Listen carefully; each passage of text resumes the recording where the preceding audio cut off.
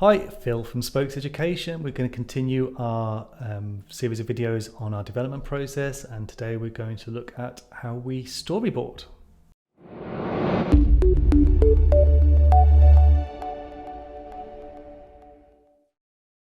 So we're going to jump in and show you how we storyboard for a storyline course. If we're doing a RISE course, we tend not to bother storyboarding. We can just jump straight in and we do kind of a dynamic type of storyboard, and we just build straight out. It's just as quick than to build a storyboard and remake it. But in storyline, it's really important we have a really robust storyboard, and we'll jump in and we'll show you what that looks like for us. So let's jump in and we'll have a look at the storyboard. So this is the same course that we looked at last time, the last video, when we looked at the kind of concepts and templates.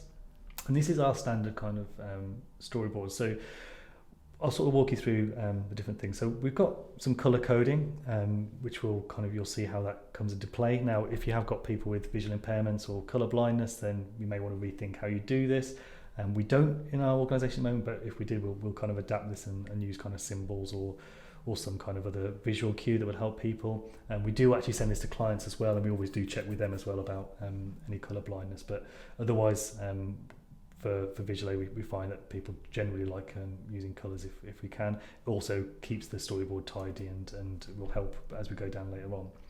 We've got sort of version control, so you can see who's kind of been working on, who's done what, as well with some comments as well. Now, how we kind of work is we have a section. So actually what I'll do, what we've also got is got a navigation pane here. So we use standard kind of formatting so that we can kind of have headers. So we have header 1, 2 and 3, and then we can navigate quickly to different sections, different slide types as well, which is really, really useful. So we set this up and say it's all templated again with these kind of headers in place. I'm just going to zoom out a little bit so we get the whole thing. So we have sections which kind of are then kind of broken down into different pages, and this will kind of reflect into the storyline course as well. So section 1 is just our introduction, and then we've got a welcome slide. So we've got a slide number. Now this is module 3 that we're looking at the moment. So our slide number reference is based on module number, section number and slide number. So we've got a unique reference for every single slide and every single layer within a slide as well. So we've got 03, 01, 01. So this is our very first slide of module 3. In the text section, we've got basically what that text says. So we've got module 3 with the kind of title, and we've also got blue text, which is instructional text, so it's just telling us to add a start button. So the Learn designer, they'll basically put as much information as they can in for the developer to make it as easy as possible for them. We've also got the visual in here as well. So this is basically just a screenshot from the kind of typical slides. This is a template slide that we'll use, and you'll see here in the slide type, we're going to use slide 1.1, which is start. Now, if we refer to our template deck here, you can see 1.1 start. So again, we've got a really quick reference point. This maps again into the storyline.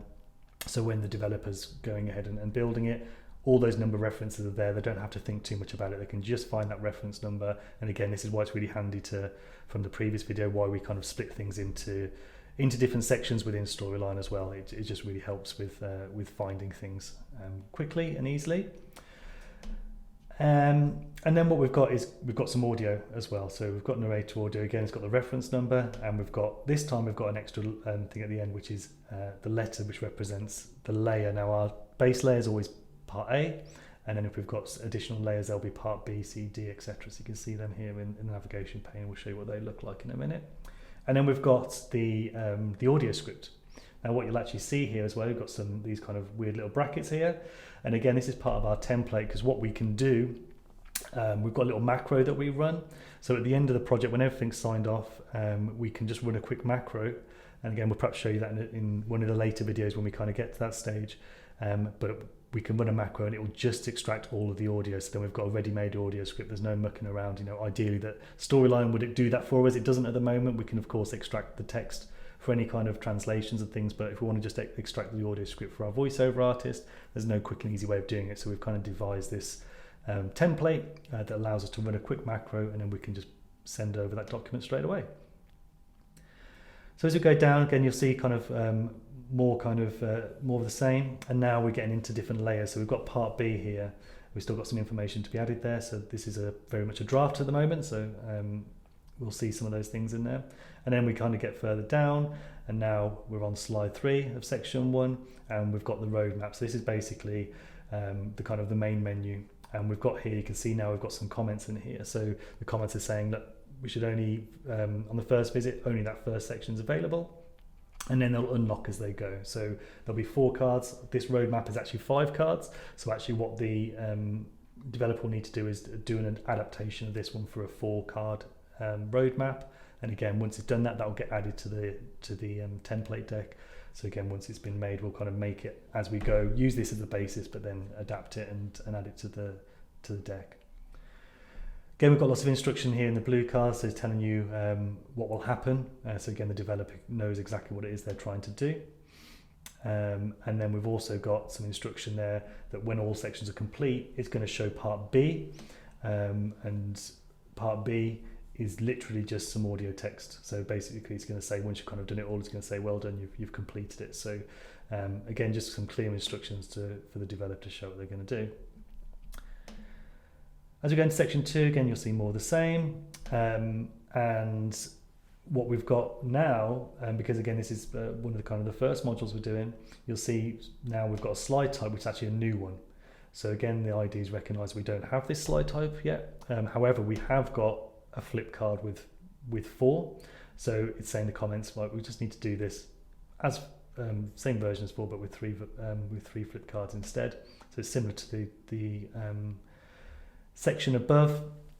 I'll find something a little bit different. So we've got one here again. This one's a custom one, so a custom infographic one. So again, what we'll use typically for something like this is just a blank background, and then we've got kind of an image that's been provided by the client, and then we'll kind of basically make this on a blank slide and put some kind of animate this in nicely. So again, we'll give the developer a bit of free range on how to do that. However, what we've also done here, you'll see, is we've got a request for some graphics. So the idea said, okay, we're going to need some graphics making. Need to recreate this somehow. So the design team will go about. They'll perhaps create these icons for us that we can drop into Storyline, perhaps create a background map, etc. Just essentially recreate this kind of image in their brand colors in a nicely designed way, give those assets to the development team, and they can build it out using this as kind of a visual guide, and probably using the designs team who will adapt this further and use that as the visual guide to put that together, and then add all the elements to bring things in and animate things in as required. You know, the idea will not necessarily give complete full instructions. Sometimes they may, but sometimes it's kind of go, you know what, we'll leave this to developers. Sometimes, it's best to do that, and they'll kind of figure out how to do it. If they need that bit more instruction, they can go back to the learn design team or the graphic design team, and we can work it out from there. Another one, so we've got a carousel slide here. Again, we've got some instruction there saying what's going to happen. We've got some more graphics that are required, so some icons in this case. So again, that's been identified by the Learn designer. What they'll do once they've kind of built this, once they've put together this storyboard, it will get run by the design team and the development team, and we'll create an asset list of the assets that need to be created. We've got, we use Kanban cards using Microsoft Planner, and we'll create those planner cards, put them over. That goes into the queue for the design team. We'll put kind of deadlines and stuff on it if need be.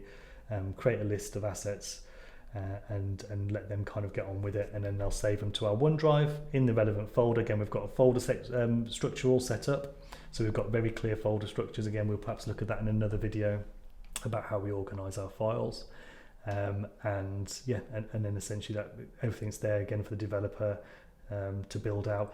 If the developer's there before the assets are there, then we'll just use a placeholder. So we've got placeholders for everything. And then we can just do a quick, again, really, really quick, easy swap out then in Storyline to just swap those assets out for the finished icons. So I think you get the idea. So we'll leave it there. If you want to kind of any more information on our storyboard process, or on if you want to kind of see some more storyboards, we've got loads of examples, of course. Feel free to get in touch. We'll kind of carry on going through the process in a little bit more detail and go through the next stages. In the next video, we'll look about how we now, the developer will now take this storyboard and start to put it together in Storyline. So yeah, if you want to find out more, like and subscribe to our to our YouTube channel, follow us on socials. But until then, thanks for listening, and catch you next time.